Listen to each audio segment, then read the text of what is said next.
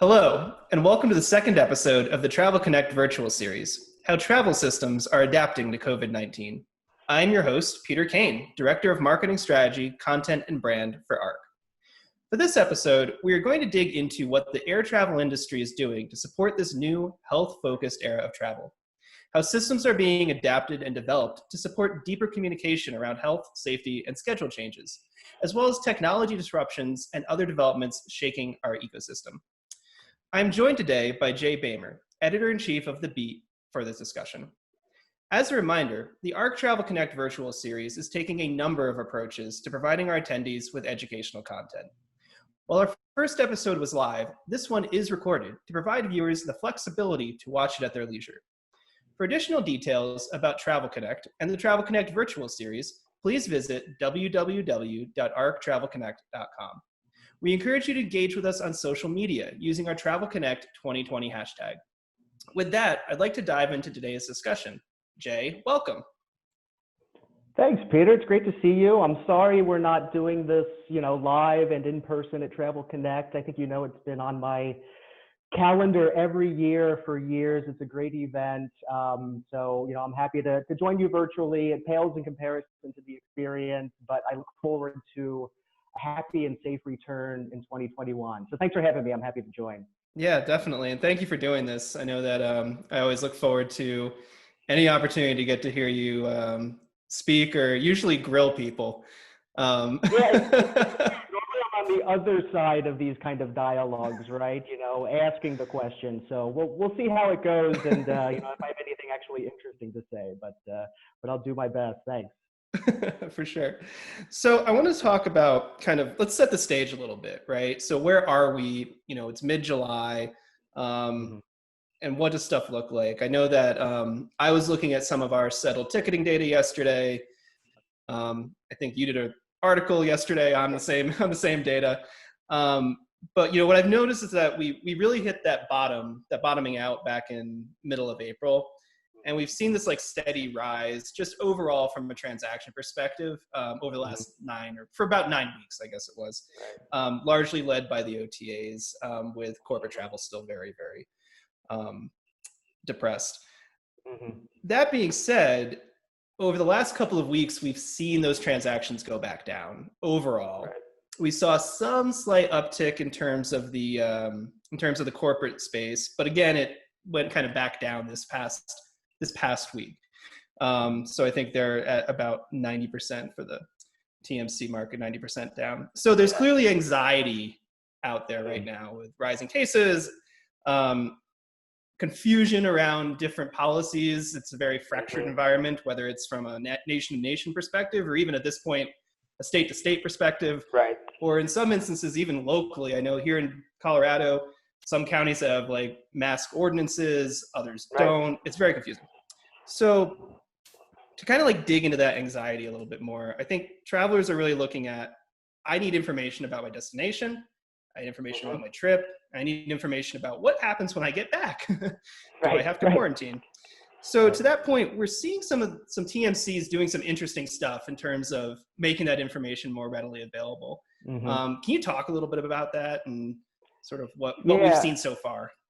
Yeah. So, obviously, ARC, you're sitting on, some of the best data out there to see, where the booking curves are going and where the demand is. And, I was looking at that this week too. And, it's kind of, disheartening to see, a climb, going up and then kind of come back down a little bit. I don't think anyone promised us, this clear straight line out of this. So we're kind of seeing that it's choppy. It's a little bit bumpy.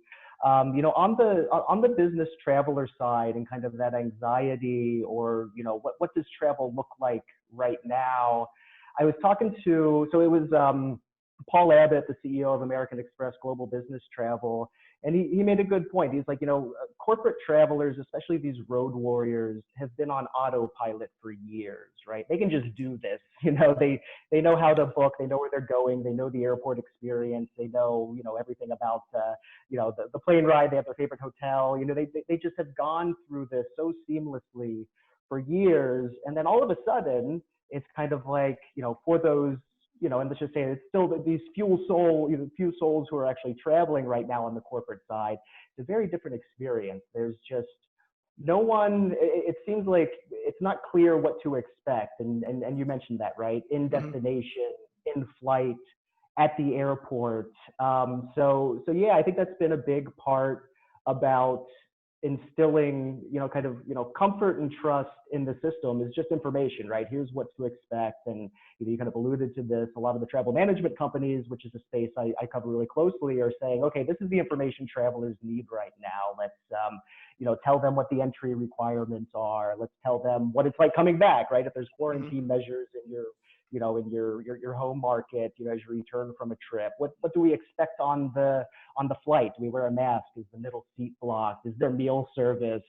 And then, onto the hotel part, like what are their sanitation protocols? What are the things that they're doing that kind of give me comfort in staying here? So it's a very different world right now. It's one that maybe those frequent road warriors just aren't comfortable with. I would say not comfortable with. There's just so much unknown, and it's changing every day, right? We're seeing the quarantine restrictions kind of, tighten up a little bit as COVID cases rise. We're seeing, the airline policies and what they're doing in the air kind of, get tweaked from time to time. So yeah, I think that's really an important part of what the TMC space and the corporate space is doing, is just really saying, here's what to expect. Here's the procedure. Here's what travel is going to look like. So I think that's been, one of the later kind of initiatives that we're seeing, a lot of, kind of corporate agencies pay attention to right now. Yeah, like we're seeing, I think there's the TMCs, in some instances, they're developing their own systems in order to make that information like actually publicly available. I interestingly, I sent the Amex GBT their public site to a friend the other day because she was asking, like, what do I do? And I'm like, well, you might find information in here. But we're also seeing like these companies pop up to kind of move into this space, and even some acquisitions, interestingly enough. So I'm guessing you're alluding to, so there's a kind of like a digital travel management company, relatively new, called Perk. They're based in Europe. And I don't know if it was, a couple of weeks ago, however long ago, they acquired a company I never heard of that I don't think they existed a year ago. They're called Albatross. And that's what they do. They kind of have, whatever their secret sauce is, they can mine all these kind of local jurisdictional rules, right? Like, here's the mask requirement in this city right now, if you're in a public place. And the idea is to mine all that, aggregate it and put it in a format that's digestible. So yeah, it's interesting to see that we saw our first COVID-related, well, I don't know about first, but a COVID-related data startup that launched, put something out, and then got acquired. So it's kind of an interesting side note, but I think it just speaks to, that's a really important thing for TMCs right now. I don't know how long, the need for this lasts, but right now it's about giving the right relevant information, because it's a patchwork of stuff, and it's health bodies and states and nations that are kind of changing their policies that impact the traveler experience, that I don't think this industry was ever outside of risk management providers that can kind of give alerts, and they've been digesting this type of information for a while. I don't know if it's been as top of mind. So as travel agencies are great about finding fare data, and here's the seat pitch of this particular on this particular aircraft and this class of service. And now it's kind of like, how do we get all this information about policies around health policies and those kinds of things. So it's interesting. Yeah, and just the rate at which things change, it's unless you can automate to a certain degree, it's got to be just such a heavy lift from a manual perspective. I mean, I think even, I haven't looked today, but at least as of yesterday, New York State had added a bunch of other states to their own quarantine list, and suddenly they're up to 22, which is bonkers when you think about it. It's almost half the country. Right. And how do you automate that? Do you have to have someone who goes to a site and takes that information and extracts it? So it's an interesting thing. And, I think the interesting side note to that is how much does, aggregating and collating and making sense of this data, how much of that becomes kind of a differentiator for TMCs? Like, do they go out and say, hey, we have the latest information from, X number of jurisdictions, and that's why you want to work with us? Or does it become kind of a, hey, we all have this problem. We all want to instill comfort in travel and travelers. So is there a more kind of collective response to this? So I think those questions will get answered, but I don't know if TMCs, especially as they're kind of resource constrained, how much value they're adding by spinning their same wheels on aggregating the same data to give to travelers. So I think it would be interesting to see maybe a more industry-based solution to that. But that remains to be seen. Yeah, an opportunity for collaboration and standardization in order to to kind of spread the pain of going through the collection process. I guess, so if we talk kind of about, so there's about like pre-trip, right? There's ways for people to get the information that they need in order to understand the destination to which they're going, right? But then you start talking about like, well, what about the information regarding what my trip is going to be like, my experience, what standards are in place. And I know that, Route Happy recently started pushing some of that information through their system into OBTs and so on. And so I think, I guess I'm just curious what your kind of thoughts about that were, particularly. Yeah. And what I will say, just looking at, the different online booking tool providers in the corporate space, the Route Happy, I think they're called the Reassurance UPAs, Universal Product Attributes. They've been, pretty widely adopted. I think they said, okay, this is information that travelers want as they're either researching a trip or booking a trip. They want to know, what are the cleanliness protocols in flight? What are the mask policies? What are the ticket change and flexibility, kind of elements? Because those have been, just changing, so much lately. But no, I thought it was a good idea for Route Happy. And we go back to like standardization, right? Like here's a central repository for this information, and everyone can tap it. And it's not necessarily a competitive differentiator, but like here is the information travelers might be interested in right now. So let's surface it to them. And really, I think it's a sign of the times, right? I mean, Route Happy has been aggregating information from airlines for a long time, right? And these universal product attributes have been there if they want to kind of convey either product attributes or what the in-flight experience is like. So maybe a year ago, airlines would really like to use these kind of shelves to be like, here's our new first-class product, and here's a photo of it, and isn't it beautiful? Whereas now we're kind of using that same mechanism to say, here's our air filtration system, and here's how frequently we're cleaning, and we're doing X, Y, and Z. So it's interesting to kind of repurpose some of the infrastructure that's been around just to convey the information that I guess travelers are a little more interested in right now. Yeah, and like that's something that it's a good example of something I'm not necessarily surprised about, but it was just what I've been really heartened to see is how this industry has kind of come together to basically rewrite a lot of what we do, right? You made a really good point at the beginning about how, especially with business travel and those road warriors, like it's been autopilot, right? And is not a hardcore road warrior, but as someone who frequently traveled prior to this, I totally understand that. Like I know my process. I know pretty much roughly exactly which flight I'm going to take from Denver to DC, right? I don't even think about it. I know which hotel I'm going to stay at. Like it just goes, I go through the motions, and I've never actually had to think about like, what's the equipment I'm flying on, right? What are they doing on that flight? And it's just been really fascinating to watch how we've all kind of like repurposed different systems or completely overhauled systems as we've needed to, right? So, with our refunds, refunds went inverted basically. And essentially we redid settlement over the course of 2 weeks and our processes around it in order to manage trying to pull in all these cash refunds. And it's something that I know this industry, like we have a long history of very ingrained systems and processes, and they're there for a reason. But I feel like when we need to move, we can, and we've shown that through this whole ordeal so far. Yeah, exactly. And for ARC, I mean, you probably never want to do negative settlement again. No. It's kind of been more of a, hey, cash it up, but now you know how, right? Yeah, exactly. rejigger everything to enable that. So yeah, I think there's been a lot of I think the unused ticket thing is interesting, or refunds or lack thereof or whatever, kind of applying future credits, because that's been a problem, or something that TMCs have had to address as well, right? I mean, they've always had unused ticket tracking management, and here's how we redeem these credits to book the next trip. But I think those systems are really getting tested because we're just seeing volumes we've never seen before.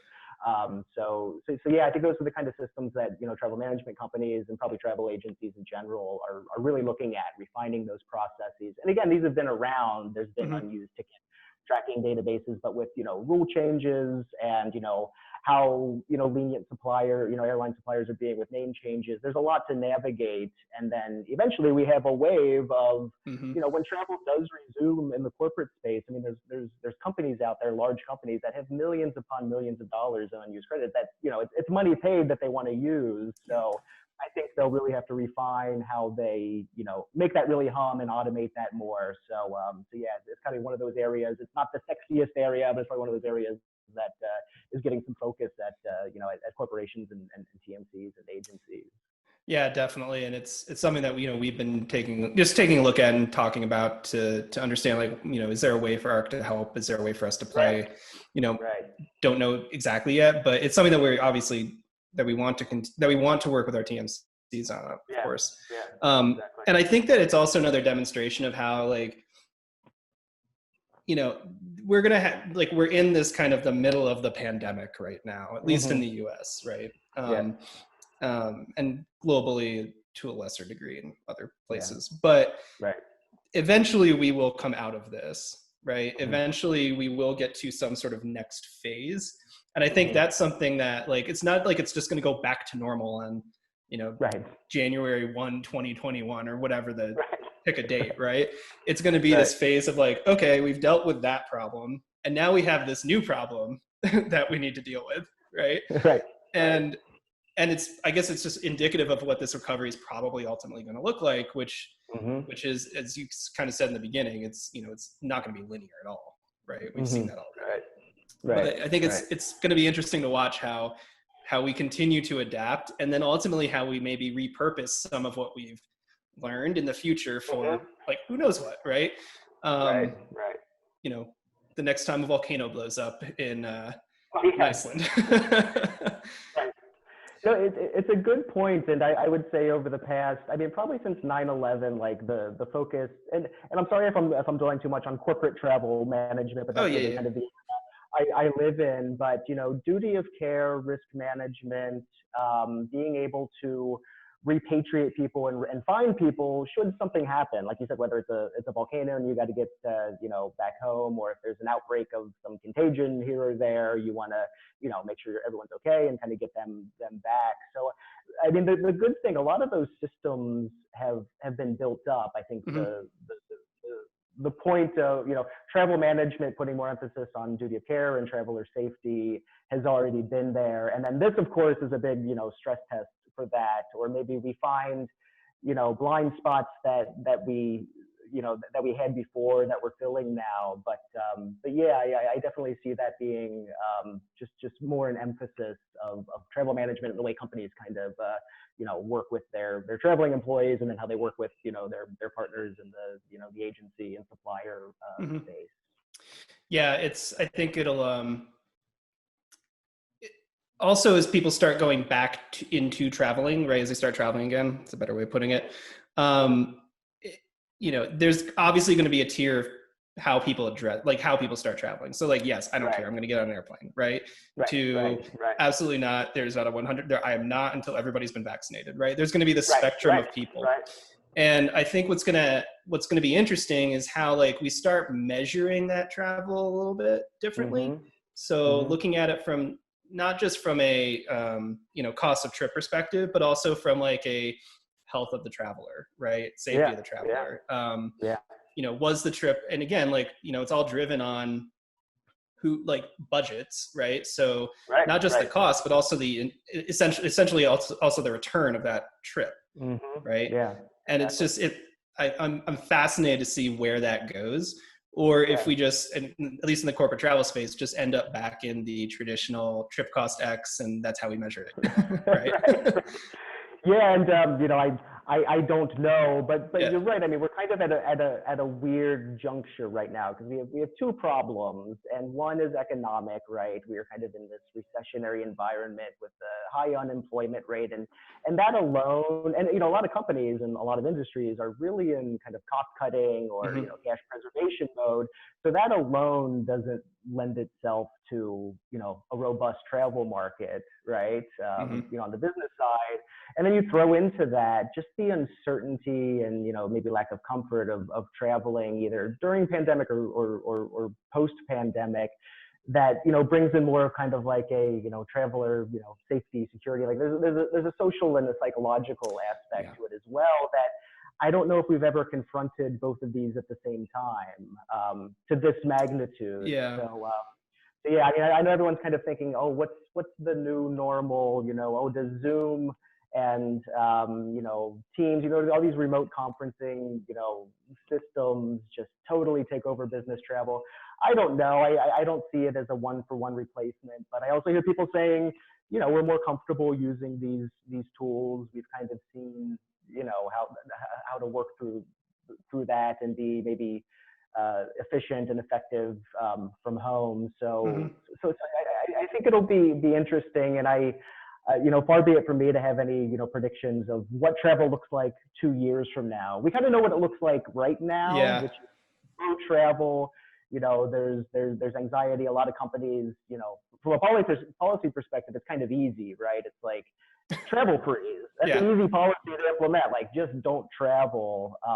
And then it kind of looks, and then you go ahead from that, and how do companies view travel, especially kind of pre-vaccine, and then after we get to a new normal, what does that look like? What kind of policies are around there? Do we travel less generally, or do things eventually open back up, and people just kind of go back to where we were? I don't know, but it'll be interesting to see. I will say this, like, after what we've all been through and what we're going through, everyone's just far more tuned in to the risk of a pandemic, right? Like, oh, this is what it can do. So I do worry about, even if we get past COVID, right? Like, let's hope we beat this thing and it's gone and it's, at some point a distant memory. But now I think we're going to be a little more wary the next time an outbreak, comes out, right? And it could be localized, it could be small, but do people retrench far more quickly than they would have in the past? Just knowing what a pandemic, or what starts as an epidemic, or a localized outbreak, what that can do to us personally and as businesses. So I think that'll be another interesting element, is how wary do we get the next time something pops up. Yeah, and like something will pop up, right? Yeah. And I think it's on everybody to like make that part of kind of their risk planning, right? Right. I know that, like, it was something that always, like, personally, right, it was something always in the back of my mind that, like, oh, there might be a pandemic one day, because that's what the experts say, and that's what the End of the World podcast said, right? Like, but experiencing it is obviously an entirely different thing. And even one thing I think is going to be interesting is to see how, like, just general behavior changes as a result of this, especially like in the US. My prediction is you will see more masks more frequently in the future on airplanes, right? And that's not necessarily a bad thing, right? Especially if people think that they're not well, or they still need to get on an airplane. Like, that's probably a good behavior change. Or simply, like, people learning actually how to wash their hands. Like, that was one of the weirdest things. Now. Yeah, exactly. The beginning of all this, like, how many people aren't washing their hands out there? But it will be interesting to just see how, like, our collective behavior changes as a result of, like, individual risk assumptions, right? Yeah, exactly. And just even aside from business travel, how does the workplace change, and how does the workforce change? Because I think that's, maybe before thinking about, how we get back to travel, companies right now, because a lot of offices are still closed, they're rethinking kind of the office environment, and then also, is there a portion of our employee base that, can really do this well, virtually? Does this open up more, a more virtual workforce? And then how does that trickle on into how travel happens? I mean, I don't know, but, I think there'll be some shifts in, like you said, personal behavior, but also just kind of, corporate behavior. What do our facilities look like? What does our workforce look like? How are they distributed? And all that stuff. Yeah, I think that's a really travel side of things. Yeah, that's a really, really good point. Because if like company like Twitter decided it's not going back to the office ever, right? Right. So that opens up essentially it opens up a world for hiring, but like that transforms travel from a business perspective, because now instead of sending somebody from San Francisco to Beijing, you might just be able to send somebody in Beijing, right? But you're going to want to bring teams together. So now there's going to be more travel kind of to these like groupings within the organization. It'll be fascinating to see how kind of those trends shift as a result of this. It's such a good point, right? Like, if you're so I'm based in Cincinnati, and say you're a company based in Cincinnati, well, in the past, your workforce would be based here and they would all come to an office. But now, like you said, the world of hiring opens up to you and you can get the best candidate and they can work from home. But you're right, that does also open up new travel opportunities, because teams want to collaborate, whether it's quarterly or monthly or a couple of times a year. I think that can kind of, facilitate, a degree of travel for internal travel for them to get together. So, a lot of unknowns, but you can kind of see, different scenarios shaking out from all this. Yeah, exactly. And does actual business travel in particular become more valuable because you have all these new collaboration tools that you could use, right? So now the trip that I'm taking is an essential trip. It is important for me to get to do this trip and get something out of this trip. Yeah, so it'll be, it changes the math, right, internally. Right, exactly. And I'll say this, I mean, on a personal note, just the isolation of, these past 125 days. I'm looking forward to a trip. Yeah. I'm looking forward to that next conference. I never thought I would say this, but it sounds fun now to go. Well, fun might be too strong, but it sounds like a good natural thing to do, to get back on the road and see people in person and all that. Yeah. It's really, I don't think the value of that ever goes away, even if you find things to kind of supplement it or replace elements of it. I think that impulse to connect personally in the same physical space will always have tremendous value. Yeah, I mean, just as a species, we naturally gravitate towards that in-person engagement, right? Yeah, exactly. Kind of switching topics a little bit, I guess on the same vein, I've also found I found it interesting too, that even with all of the disruption, there's still some, I'll call it like trending business as normal. Particularly in the space of consolidation acquisitions. Yeah. So, I saw, Frosch acquired CorpTrav the other week. Acelia kind of swooped in and acquired Farelogix after their deal with Sabre kind of fell apart from the UK ruling. What are you kind of seeing in that space? What are some of your thoughts around further acquisitions and consolidation within this market?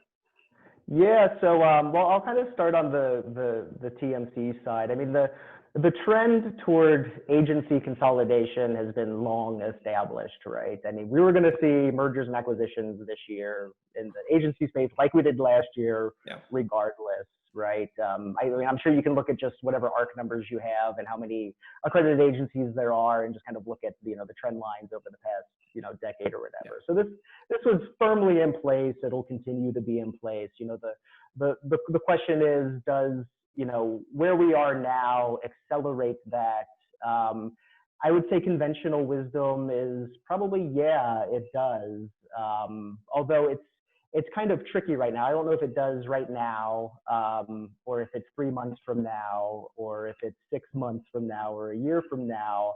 But it's kind of interesting right now, because if you're an agency buyer, you need cash, right? I mean, you need capital to make an acquisition, and we're in such a cash constrained environment where every travel business that I can think of is really kind of keeping that close. You don't want to part with too much. And then On the flip side, a seller, if you're an agency and you're selling your business, you need a price, right? You need to have a valuation. And I don't know how you value a travel business in the middle of 2020. So Yeah. I'm sure there's deal makers out there who are really creative, and they can, I don't know too much about this, so I'm sure they can, overcome both of those hurdles. So I do see, maybe, a need for consolidate, not a need, but just a general, motion toward consolidation, but how you execute that right now, might be a little tricky.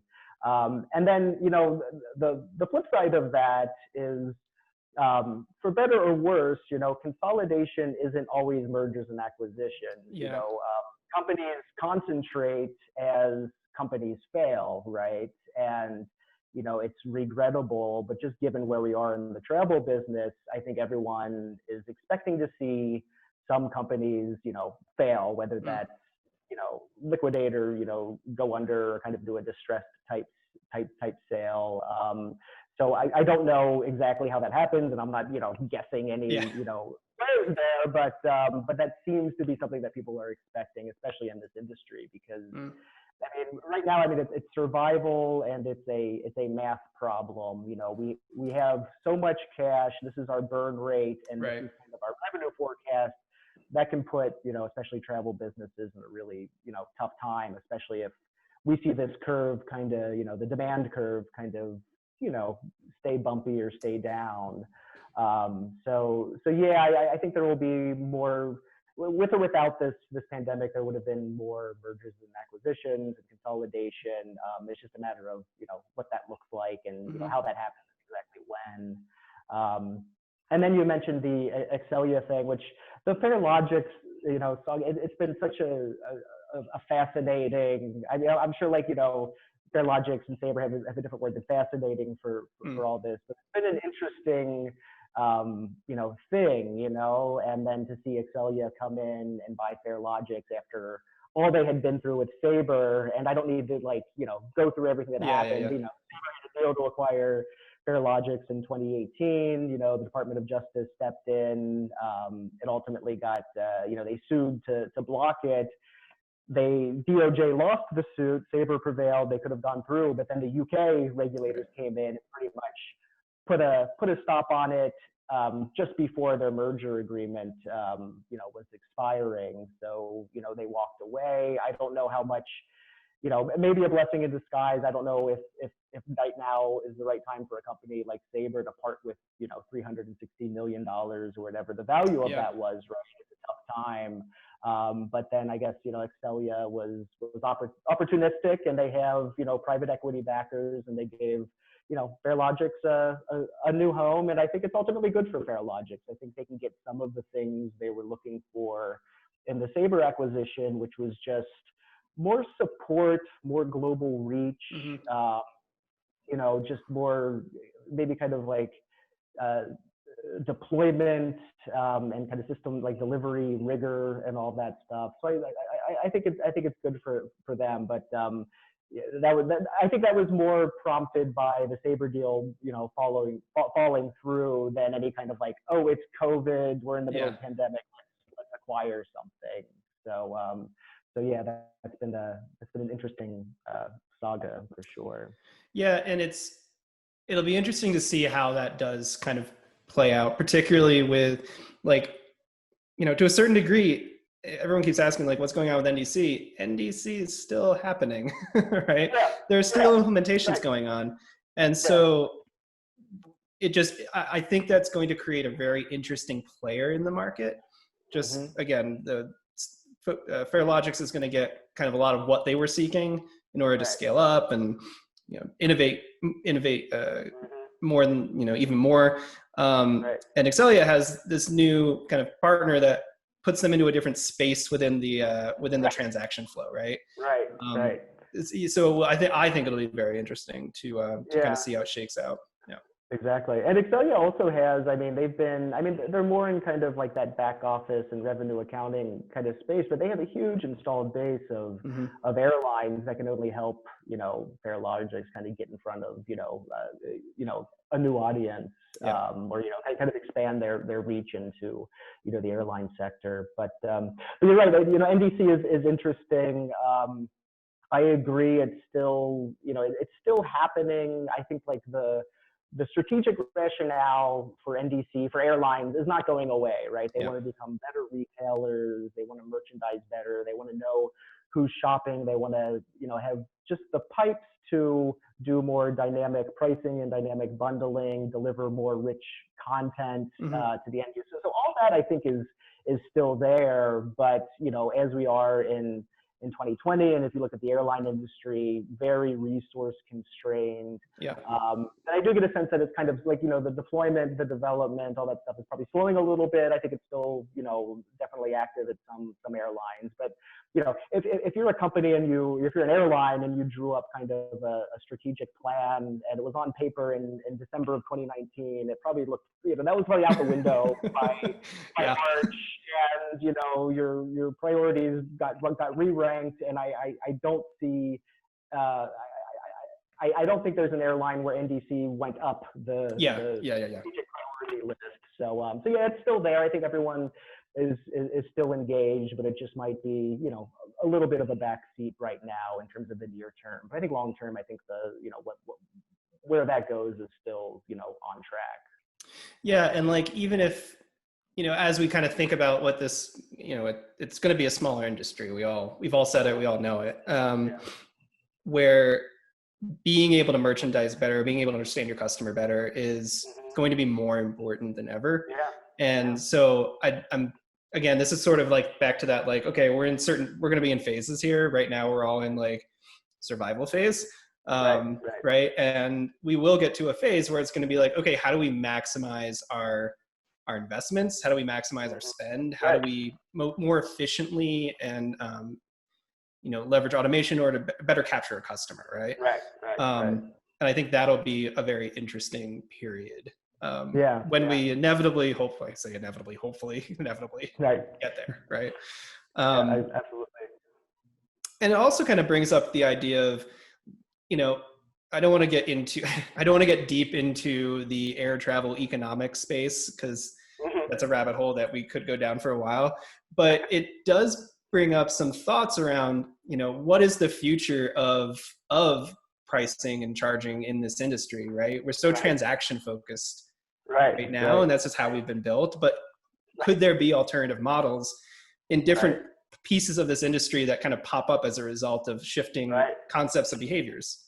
Right, exactly. And I think right now, if this opportunity is good for anything, it's to rethink everything you do. And when I look at the agency space and businesses like GDSs, it has been so transactionally focused, right? And if you live by the transaction, you die by the transaction. So when you get to a March when new bookings just fall off a cliff, and then you have the opposite problem where cancellations are going up, which kind of puts you in like kind of a negative net booking kind of territory. I think a lot of people are saying, okay, is this the right model for us? And we're already hearing it. I mean, in the TMC space, I've talked to quite a few that are, taking a deep look at like, is transaction-based pricing, is charging our corporate client for every booking the right way to go? Because I think there's a strong case to be made that a travel management company does not create value by booking a ticket and fulfilling a ticket, right? It's about all the services that they wrap around that.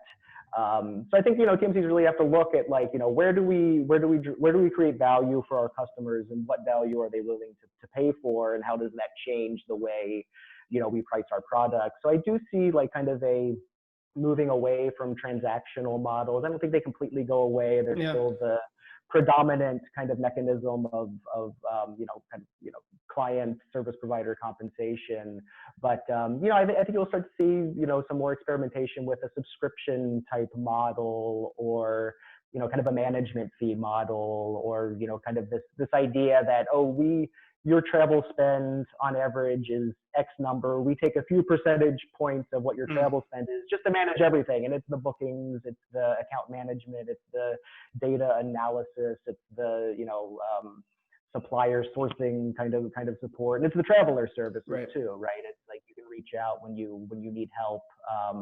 So yeah, I think that will, hopefully get to a more value-based, pricing model in various sectors, because I think that's ultimately what it's about, right? Where do we as a company provide value to our clients, and how do they pay for that? What do they want, and how do they pay for that? Yeah, I think that it just, and again, like we've kind of, with the need to know where your travelers are, particularly like in an event like March where everything just started shutting down, right? It just kind of continues to reiterate the value that TMCs bring to organizations, and the need for them to be able to access that customer information regardless of where that customer booked. Particularly, right? Because in so many instances, it's, if I'm on the road, I might need help, and they're the first line of kind of my help.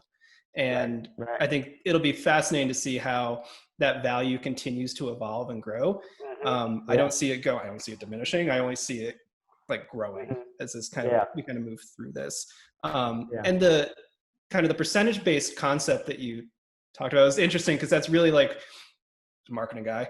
That's the ad buy model, right? Where I do the ad buys, I work with the media companies, et cetera, and then I take that percentage of it for all of that extra work outside of simply going, I would like to buy an ad, please, right? Right. Exactly. Here's the transaction, and here's the pay for that. Yeah, exactly. So just wrap up, I'm curious if, what is Jay Boehmer's kind of like, what's that new normal to you look like? Is there even a new normal that we can predict at this point, or are we totally just kind of going one day at a time here? So I mean, there's kind of the new now, right? There's the new abnormal of, how do we, travel, and how do we manage travel through a pandemic? And then I think the new normal really kind of happens once we get past this, and, what behaviors change, what do companies need in their travel programs? What's important to the traveler, right? And then how do suppliers reach that? I don't know if mask policies and sanitation procedures. I don't know if that's as relevant 2 or 3 years. Maybe it is, but so I don't know what the new normal looks like. I will say I think it's going to be a few years before we get to a position to even think about new normal, right? Yeah. Because I think we just have to get through this strange time and get past COVID, whether it's a vaccine, whether it's a treatment, whether it's whatever.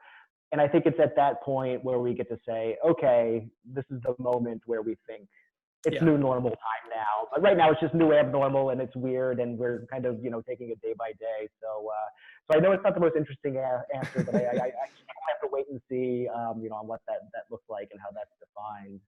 Yeah, we'll just one day kind of wake up and be in it and realize we've been in it for a bit, and okay, now we're going to go off and we're going to do our thing.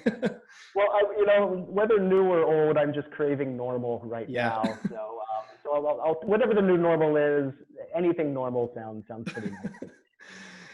Totally understand that. Well, thank you, Jay, so much for joining me today. This was so much fun, and I really look forward to seeing you at an event in the future, whether that's TravelConnect, the Beat Live, or someplace in between. I can't wait. It's going to happen, and I look forward to that day as well, because we can talk about we're all doing our Zoom meetings, but it's just not the same. I'm looking forward to being in the same room with people I enjoy talking to and learning from, and can't come soon enough. So that'll be maybe that first step toward normal. So I look forward to it.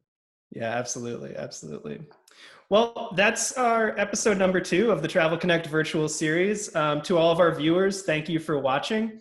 In August, we'll be back with a live discussion that's going to dig deeper into what's coming in the near term next, I think, for business travel.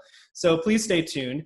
You can always get the latest information at the Travel Connect website. It's www.arctravelconnect.com, and via our social channels, where we encourage you to engage with us using the Travel Connect 2020 hashtag.